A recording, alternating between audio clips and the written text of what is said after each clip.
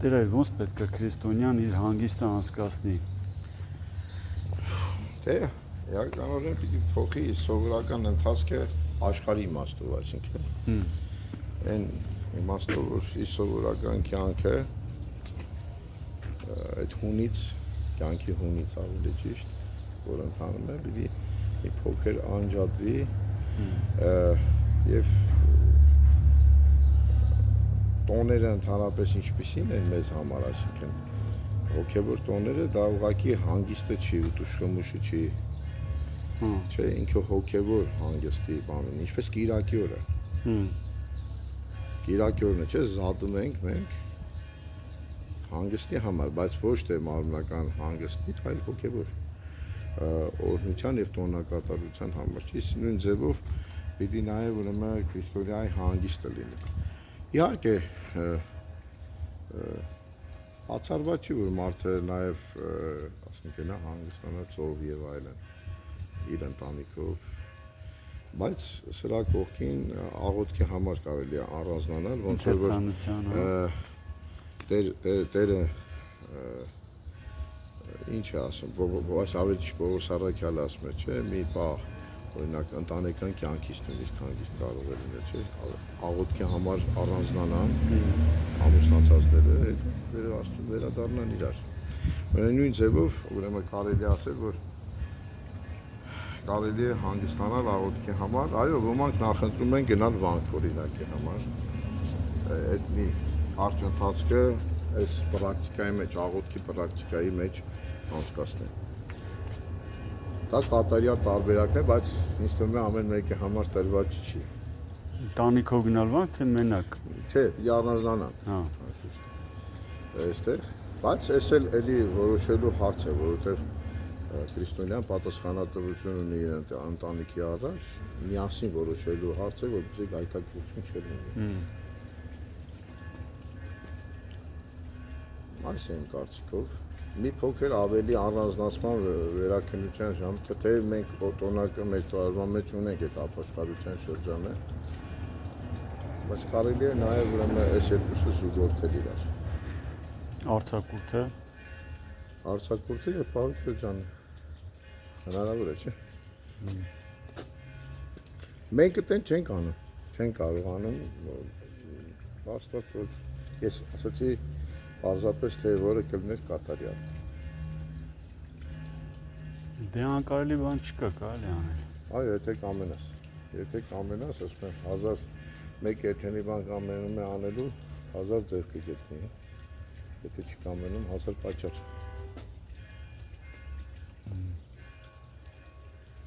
Երկար այս թեմայով խոսել չեմ կարծում, որ կարող ենք էլի։ Դու կարելի է ժամերգությունների մասնակցել։ Դե դա գիտեք ինչ, հոգին է հանգիստ գտնում։ Ես առանձնացում եմ մի փոքր շեշտեցի, որովհետև դժվար է, ասենք, այս աշխարհի մեջ, ասենք, կարողանալ անջատվել։ Դրա համար մի քիչ ֆիզիկական այդ առանձնությունն էլ արժի մտածել դրա մասին։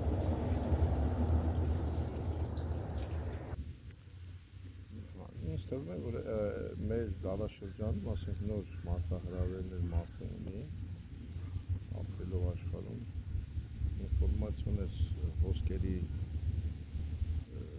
անհանգստությունը, որ ինձ ունենում է, եւ հետեւաբար հանգստի շրջանում նա կներ անջատվել այդ ամեն ինչից։ Ինտերնետ, Facebook չմտնի։ Այո, ասենք այն պատճառներից, որ կարող է իրեն անհանգստացնել։ Իսկ այսօր անհնար է, եթե ինտերնետում ես, չճանաչես։ Բայց հոգևոր քարոզներ կարժե լսել։ Հոգևոր երաժշտություն։ Գիտեք ինչ, հիմա դուք ասում եք, ոնց որ մի ժամանակ ասենք կրակի հետ խաղացքով ամբողջը, հա, հոգևոր քարոզներ կարելի է լսել, բայց ավելի լավ է անհանձնանալ։ Հիմա այդ գիտեք ինչ, մեզ խանգարում է Աստծո հետ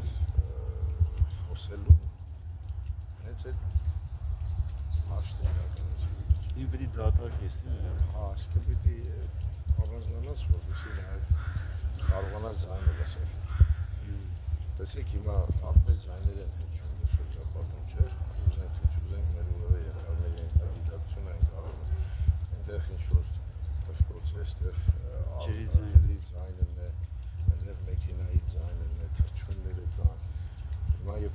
Редակցիոն սկսում եմ հետևել, այդ ձայները դասում, բայց այդ ձայները ասֆալտի վրա էս քաղաքի մեջ, կամ քարի վրա, մեզ սովորաբար բան են անում, հանգստացնում են, այդ հոգևոր աշխարհը անհանգստացնում են, այո մենք այսօր սովորել ենք այդ ձայները չենք լսում, բայց միևնույն է դրանք ազդեցություն ունեն, դրա համար առանձնանալը լավ բան է, որպեսզի այս բոլոր ձայները լռեն եւ դուրս ձայն լսենք, եւ այդ լսելու ժամանակ նաեւ հոգևոր հանգստություն եւ ֆիզիկալ բան, որտեղ վերջերս համակարգերը ազդում է, ճարագայթում են մեր մարմինը, այո, մեր բջիջները մենք հալում են այդ ամեն ինչը եւ անհանգստանում են։ Ուրեմն լավ կլինի նաեւ այդ համացանցից կլրվեր հանգստի համար։ Մեծ պահքի ինչի առանձնացած։ Տարվա ընթացքում կամ պահքի ինչ-որ օրեր են առանձնացրել, որտեղ ասում են պիտի պահվես ինչ-որ բանից։ Այդ նրա համար է, որտեղ երբ որ մենք մեզ թողեն, մենք չենք առանձնանա։ Կապաշխար եմ կասենք, հա, կա հանգստանամ, մեկը գնանք կլինի, բայց իրականության մեջ, ասկի երբ որ քեզ ժամանակի մեջ են դնում, դու նաև մտածում ես այդ ժամանակի մեջ ինչ-որ բան պետք է հասցնես, պիտի անես, նույնը հանգստին է վերաբերում, դնես ժամանակի մեջ առանձնանաս, որպեսզի հնարավոր դառնա նաև ապաշխարությունը, ասկի մտածես կոնկրետ ուղղությամբ, մնացածը մի կողմ թողելու։ Հետո հանգստանալ կարելի է հենց բնության հետ շփվելուց, վանք կլինի, անտառ կլինի, ինչ կլինի, որտեղ մենք հեռացել ենք բնությունից, մեր բնական միջավայրից, այսօր ապրում ենք այսպես կառուցքի մեջ, Բետոնի, քաղաքների մեջ, այո, բետոնե ուրեմն այդպես արկղերի մեջ, անընդհատ ձայնի մեջ, ոչ բնական ձայների, հողից կտրված շփումը պետք է։ Մի քիչ բոբիկ կարելի է քայլել, կարելի է անտառում նստել, հանգստանալ, լողալ, գետում կամ, այսինքն ոչ են, որտեղ մեղավոր հանգիստ է կա, ոչ մեղավոր հանգիստի մեջ, այսպես ասած, մարմնի հաճույքների համար, այլ թե մարմնի թե հոգու հանգստության համար շփում բնության հետ, որից այսօր հեռացել ենք եւ որի պատճառով շատ հասարակ բան մենք այսօր ռետինե կոշիկների տակերով կոշիկներ ենք կրում եւ ըստ երևույթին կտրված ենք այս մինուսից էներգետիկ պետք է շփվել, կպնել հողին,